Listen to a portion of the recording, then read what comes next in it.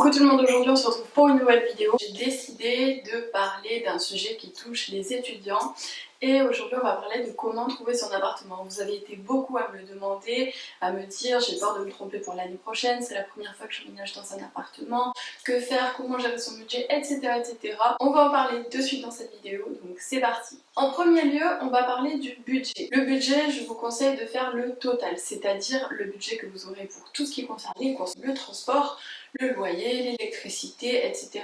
Donc c'est un total. En fonction du total, vous allez voir combien vous souhaitez dépenser dans votre appartement, à savoir que l'alimentation coûte beaucoup plus cher que ce que l'on croit. Il en va de même pour les transports. Du coup, pour économiser de l'argent, vraiment je vous conseille de prendre un abonnement à l'année concernant les transports. Donc à partir de ce moment-là, vous allez diviser et choisir combien vous voulez pour votre appartement. Il faut savoir quelque chose, c'est que si vous avez le droit à des aides, vous pouvez le savoir grâce à une application qui s'appelle Phoebe, je vous la mets ici et je vous la mettrai en barre d'infos, sur laquelle vous pouvez simuler en fonction du revenu de vos parents à quelles aides sociales vous pouvez prétendre. Il faut savoir que par exemple les APL sont en général assez généreuses si vous y avez le droit, et ça dépend parce que c'est pas combinable avec la CAF. Je vous conseille vraiment d'aller faire un tour, comme ça vous pourrez caler votre budget plus facilement, et surtout même si vos parents pensent que vous n'avez le droit à rien, essayez quand même de voir si vous avez le droit à quelque chose, parce que ça peut aider énormément pendant une année, ne serait-ce que 50 €, c'est énorme pour un étudiant. Une fois que votre budget est fait, vous allez rechercher un appartement en fonction de ce budget, et là va se poser un problème, la distance, parce que en général ce qui tourne autour des universités et autour des écoles, c'est assez cher. Donc si votre budget est inférieur par exemple à 500 €, vous allez souvent être à 10, 15, 20 minutes de votre école, voire plus. Comment fixer la distance? Je dirais que 20 minutes de marche c'est le maximum, sinon il faut des transports, et à partir de ce moment-là il faut regarder le prix des transports, si c'est rentable ou pas. Je m'explique. Si vous êtes à 5 minutes de votre école mais que votre appartement coûte, on va dire 50 € de plus, ça peut être problématique parce que vous allez vous dire oh, 50 € quand même, j'ai pas vraiment envie de dépenser 50 €. Mais si vous êtes à 30 minutes et que vous ne voulez pas faire ce trajet à pied tous les jours, donc vous allez prendre un abonnement au tram ou au métro ou au bus, et que cet abonnement vous coûte plus de 50 € par mois, mais ce qui en général n'arrive pas, et bien dans ce cas-là, il vaut mieux prendre un appartement proche. Les transports en général, surtout en ce qui concerne les étudiants, ne sont pas si chers que ça. Il me semble qu'à Toulouse c'est 100 € l'année. À Montpellier c'est 190 ou 196, mais en général c'est toujours plus rentable d'habiter un peu loin et d'avoir des transports. Le troisième critère à prendre en compte, c'est le quartier.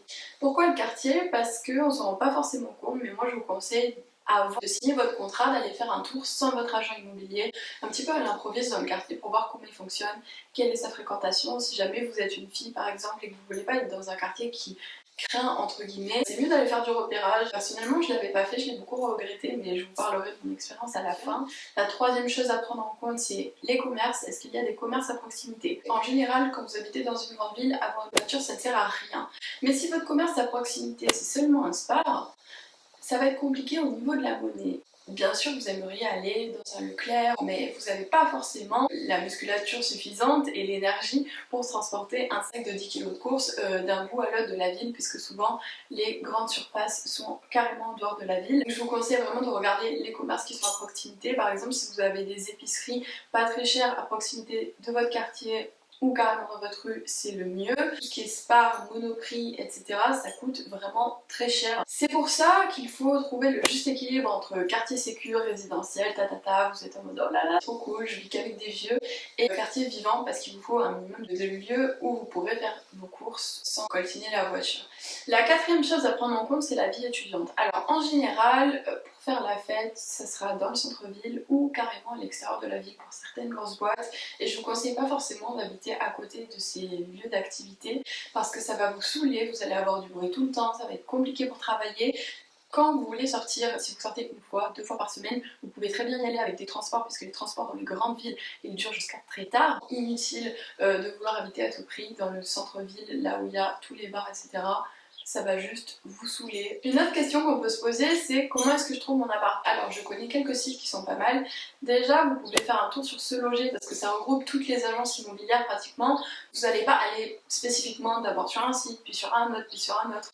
Vous aurez vraiment un consensus de toutes ces annonces sur Se Loger, et c'est vraiment pas mal parce qu'il y a une carte géographique qui vous aide, il y a des petits points rouges et tout. Il existe évidemment le Bon Coin, on n'y pense pas forcément, mais c'est quelque chose de très pratique, surtout quand on veut passer directement par quelqu'un en particulier. Vous pouvez ne pas payer les frais d'agence. Ça fait énormément d'économies. Également, et en troisième position, je vous conseillerais d'utiliser la nouvelle appli qui s'appelle Gens de confiance. Alors vous avez besoin d'être parrainé par 5 personnes et vous ne payez pas les frais d'agence et en plus vous pouvez avoir des réductions puisqu'on considère que vous êtes comme parrainé par des gens qui ont un revenu, qui sont connus par un tel.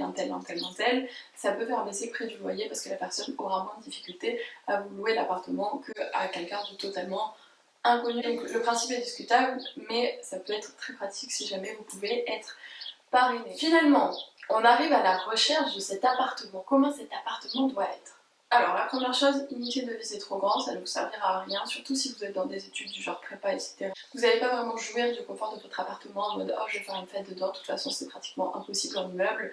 Il y en a certains qui y arrivent, je ne sais toujours pas comment, écoutez, ils ont trouvé la combine. Ça sert à rien de viser un truc trop grand, après un 9 mètres carrés c'est très compliqué à vivre, donc si vous êtes quelqu'un de désorganisé, je ne vous conseille pas du tout un appart de 9 mètres carrés parce que vous n'allez pas y arriver. Inversement, je ne vous conseille absolument pas d'aller dans un appart trop grand parce que de la même façon, vous n'allez pas y arriver. Si l'appart est trop grand pour vous et que vous êtes bordélique de base, l'enfer. Vraiment, ça va être l'enfer.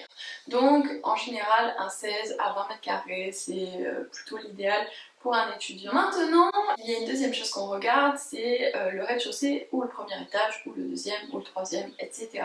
En général, être au dernier étage, ça va être un peu moins cher s'il n'y a pas d'ascenseur. Pourquoi? Parce que les gens ont la flemme de monter. Vous, en général, vous n'allez pas monter des meubles, à part pour votre déménagement, donc c'est plutôt pas mal, mais il faut aussi savoir que ça va être une fournaise l'été et que vous allez avoir vraiment très chaud, donc le dernier étage, en général, s'il est moins cher, il y a bien une raison.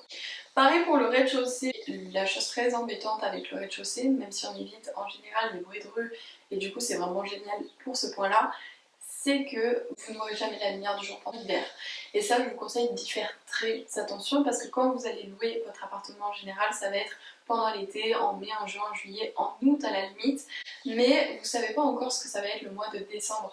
Le mois de décembre, dans un appartement au rez-de-chaussée, ce qui se passe, c'est que c'est juste insupportable. Vous n'avez pas la lumière quand vous rentrez, vous n'avez pas la lumière quand vous partez, et en plus de ça, même quand il y a de la lumière, si c'est une cour, la lumière ne rentrera jamais directement par votre fenêtre. Si vous avez des apparts qui ont une grosse hauteur de plafond, ça donne l'impression de vivre dans une caverne. Ça peut être très désagréable et très déprimant, surtout si vous êtes dans des études qui vous demandent beaucoup de concentration. Ne vous compliquez pas la tâche, si jamais vous pouvez, essayez de vivre au premier, au deuxième étage. Une autre chose à voir, c'est le voisinage. Alors le voisinage en général, c'est très compliqué de savoir à l'avance s'il va être cool ou s'il va être moins cool. C'est des gens qui sont pas forcément très polis, qui peuvent crier pendant la nuit, et je pense que le pire, ceux qui détiennent la palme d'or, c'est les voisins qui se plaignent quand il y a une soirée, mais du coup ils crient plus fort que les gens qui font la soirée. Donc ce que je vous conseille, c'est d'essayer de parler. Si jamais il y a un gardien, avec beaucoup de chance sur un gardien, essayez de savoir si c'est calme, essayez de savoir par l'agent immobilier, mais en général il ne sera pas forcément très honnête. Essayez de parler si jamais vous croisez un voisin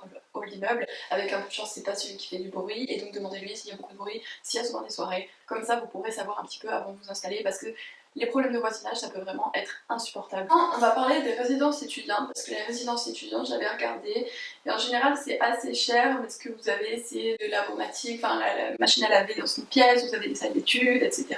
Et ça peut être sympa, sauf que une résidence étudiante, le règlement est extrêmement strict, et en plus de ça, ça va souvent être beaucoup plus cher qu'un appart normal. Si vous vous sentez d'être un peu responsable, honnêtement, je vous conseille d'éviter la résidence étudiante parce que c'est très cher. Si vous en avez les moyens et que vous êtes en prépa, c'est parfait. Si vous n'en avez pas les moyens, ne commencez pas à vous dire bon mais je vais payer ma résidence étudiante 600 balles et puis du coup il me restera 200 balles pour manger parce que ça va être extrêmement chiant.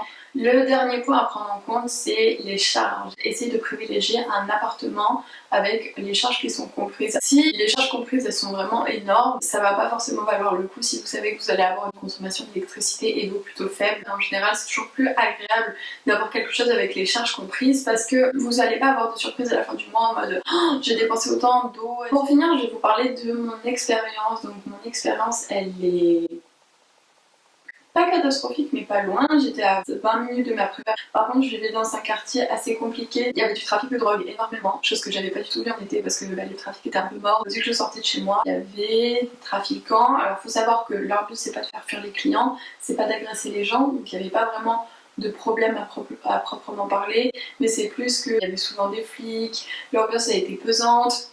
Le harcèlement de rue il était x1000. Ça je vous conseille vraiment de faire attention parce qu'à la fin je pétais un câble, genre vraiment je me sentais mal dans mon quartier et là où j'habitais parce que dès que je sortais, j'étais pas à l'aise, je savais que j'allais me prendre des réflexions et tout. J'avais trouvé des petites tactiques, la limite, genre en gros je mettais une veste Lacoste rouge en mode parka un peu, je sais pas comment expliquer. Je mettais ma capuche et ensuite je marchais comme un bonhomme comme ça, avec des baskets, cheveux attachés, baissant la tête et je me disais bof, personne verra que je suis une meuf ou en tout cas ça se verra pas trop. À partir du moment où il faisait nuit, dans ma rue qui est pourtant très grande, genre puisque c'est une avenue, il n'y avait plus aucune meuf. C'était chiant, je prenais souvent le taxi donc ça me coûtait des sous si je rentrais de soirée. Concernant le voisinage, une voisine très très chiante.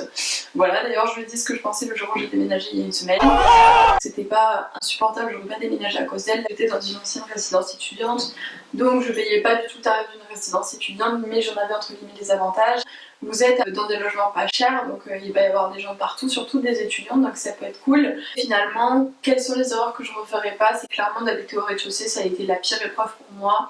Donc pour mon appart l'année prochaine, j'espère trouver une colocation. Et on va finir sur le sujet des colocations. Je pense qu'il faut faire très attention à la personne avec laquelle vous allez vous mettre et avoir un minimum de confiance en elle. Après, c'est toujours possible de changer de colocation, ça se fait. Il y en a même qui arrivent à en changer 3 fois par an, donc ayez le respect de l'autre, laissez pas tout traîner et tout. Moi je sais que je suis archi bordélique. J'espère que vous avez aimé cette vidéo. Si vous avez des retours d'expérience sur un sujet dont je n'ai pas parlé, n'hésitez pas à en parler. Si vous avez des conseils pour les autres, n'hésitez pas à le dire en commentaire. Et je vous fais des gros bisous.